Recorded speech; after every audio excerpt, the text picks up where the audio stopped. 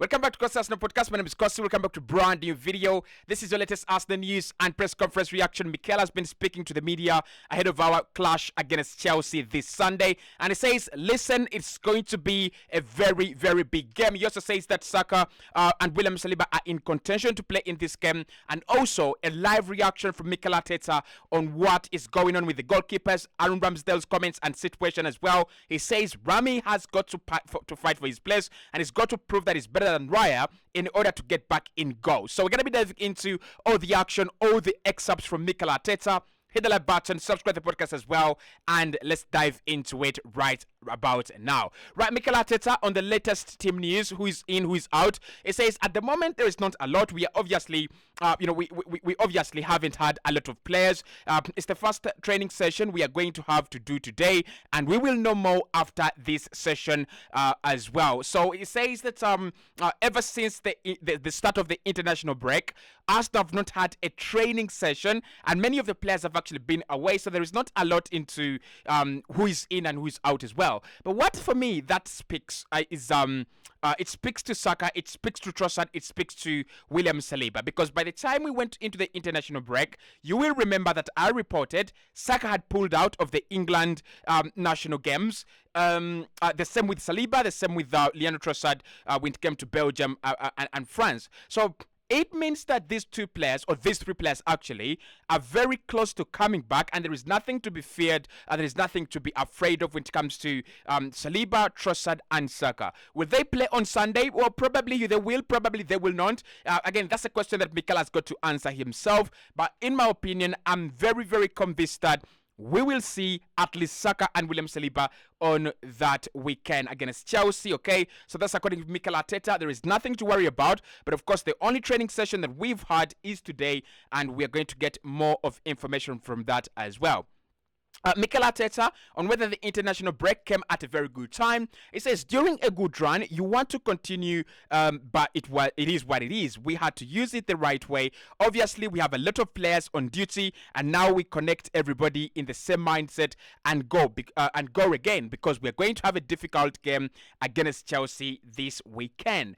I don't think that look, I don't think both international duties or international breaks are actually coming in favor of Arsenal. I think we've started off the season in kind of a quagmire state, but a quagmire state where we're winning games, and a quagmire state where we are actually picking up points. So we need a run of games. We cannot be playing 4 games and then we break off, 2 games and then we break off. We need a string of games, 10 games together, 12 games together, and that's how we can really judge where Arsenal are. I mean, when you play 4 games and then you break off for the international break and then you restart again, it really doesn't feel alright. It really doesn't feel well, okay?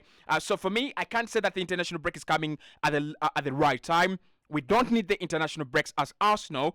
Look, if you're Man United and you're struggling, you need the international break. If you're Brighton and you are kind of trying to catch up with all this Europe and Premier League and Thursday and Sunday, yeah, you need the international break to figure things out. I don't think Arsenal need an international break. I just don't think we do. I really, really don't. So Mikel says that it is what it is. We've got to now find a way of getting the team back on track. Okay, Mikel Arteta on Pep Guardiola saying that on what Pep said to him after the Manchester City game. It says nothing as usual. We have lost quite a lot against them, and when you win, obviously you get congratulated. It is an important game. It was a beautiful day for us, and we move on. It seems like ages ago now. Yeah, it kind of feels like ages ago now. Important game, but I don't think Arsenal should be fixated on that one win. I mean, you could get so many things out of you could get so many things out of a Manchester City win, but not 8 games in a campaign, not 8 games deep into the campaign. Like, that is too early. That is too shallow. If you had beaten them on match day 20 or match day 21, boy, oh boy, that would have defined the title. And that would have been a very, very important win. But I would say if Arsenal go on to beat Chelsea and win the next 3, 4, 5 games, then Man City will have given us that kind of boost and that kind of confidence that we were looking for to win the Premier League in very, very many years.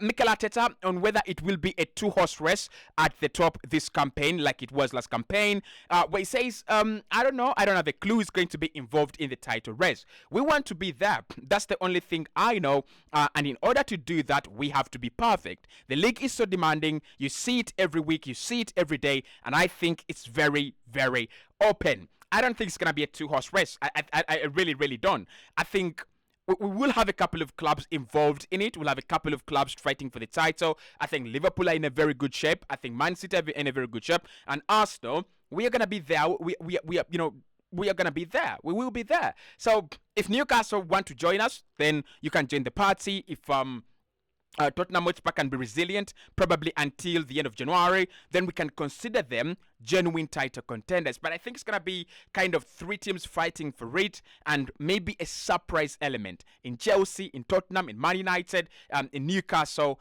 I just don't think it's going to be 2 teams. I think there will be a third player, and it's going to be interesting. But Mikel says something very important, that all we want to care about as Arsenal is we want to be there. We want to be as part of the teams fighting for, fighting for the title. And that's what actually matters at the moment. Mikel Arteta, on whether Kai Havertz is excited to go back to Chelsea as his former club, says, Jorginho as well. I'm sure they will be very, very excited. They were there, and they speak highly about the club and everybody there. So it will be a very, very special day for them. I would wish Kai Havertz to score in that game. I loved Kai to score. Like, it would shut up so many Chelsea fans.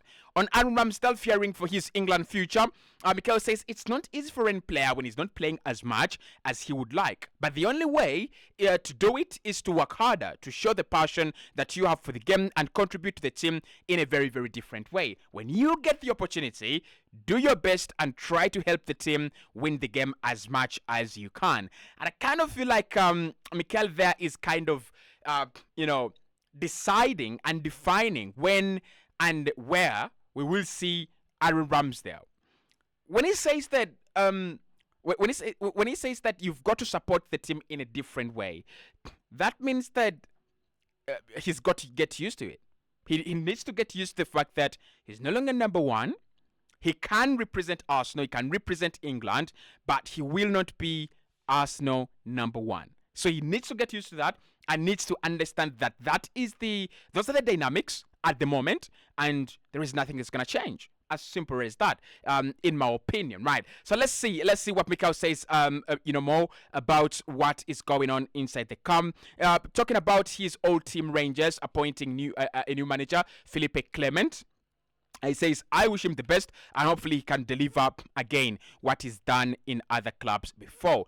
On the Manchester City result, Mikel says, in the last experience and feeling that had between us, and it was a beautiful one. You could see in the atmosphere the importance of the game and the way we won it and how we controlled it against that team. But that's just a game. Now it's about having consistency, keeping the standards up very, very, very high, and being, because the next game is against Chelsea, and it's going to be even harder. It's away from home. Beating Manchester City, a Manchester City without Rodri and Kevin De Bruyne at the Emirates Stadium is easier than playing a really confident Chelsea team right now. On Chelsea's form, it says, I think they look, first of all, at the managing. You look at the managing and coaching staff.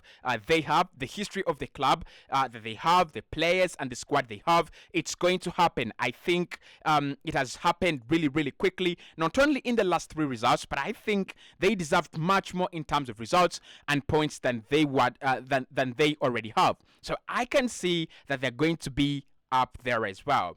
I think, listen, with Chelsea, and I'm going to speak very, very objectively about them, there is something that communicates to you as a person that this Chelsea side is coming back.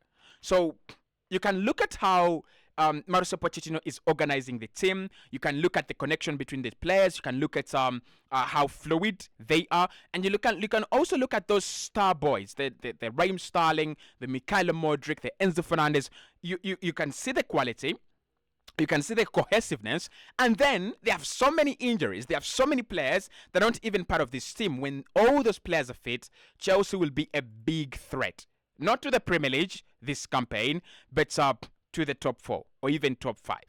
On whether he knows what team he's going to pick against Chelsea, it says, I do have an idea, but I have to see them all together and how everybody is because we have a lot of people traveling around the world with a lot of minutes in the legs, and I want to judge what is best for tomorrow, not only in terms of what I want tactically, but how the energy is, how the mood is, how the spirit is as well. In order for that, I'm going to have a better clue after the training session today. Okay, so the game is tomorrow. It's not on Sunday, sorry. On the benefits of not having an out-and-out striker in the team, it says, I think having players with different qualities gives you different options, and it's always related to the opponent. What behaviors they have, what other players you have around that number 9. If you have midfielders as wingers coming in field, a 9 that wants to come in field and attacking midfielders that are holding midfielders, you don't have any threat. What we have a 9 who that wants to come forward, attacking midfielders that are constantly threatening in the last line, and proper wingers, then it becomes a very, very big and different threat. He also says you have players in the last line that can progress the play. We have players in the last line that can link those pockets and make the runs that attract central defenders. It depends a lot on the qualities of all the players. You can't just isolate the 9. You have to see the whole thing. How he connects and what kind of threats and things that you do. If you don't have a big 9 inside the box, you lose something. If you're going to start crossing over your fullbacks, you're going to probably have an issue. But there are many other ways to attack, and depending on the opponent, maybe that option is better than another one. So literally it's talking about the criticism on Gabriel Jesus here. The fact that he's only scored once for Brazil in 4 years. The fact that he's not that kind of number 9 already trying to challenge Erling Haaland, even in a campaign where Haaland has actually not started off very well. But this is what I would say, again, with in light of Mikel Arteta. We know what Gabriel Jesus does. We need a striker, but not a striker to replace Gabriel Jesus, in my opinion. A striker to work with Gabriel Jesus. And Mikel puts it very clearly and very well. There are games where you will need your big number 9 in the penalty area. There was a game where Chris Wood, I think it was Nottingham Forest, against either Luton or Sheffield. I think it was Luton. Was it? I think it was Sheffield. I think it was Sheffield, wasn't it? I think it was Sheffield. And what Stephen Cooper does, he brings on Chris Wood, and Chris Wood scores a header in the dying minutes of the game, and they win it. So you need a number 9. You need a huge guy who can actually try to win headers for you in the penalty area. But I think with Arsenal, with Gabriel Jesus, so far we are all right. We've done well. We just need to have a striker in January, and the rest will be all right.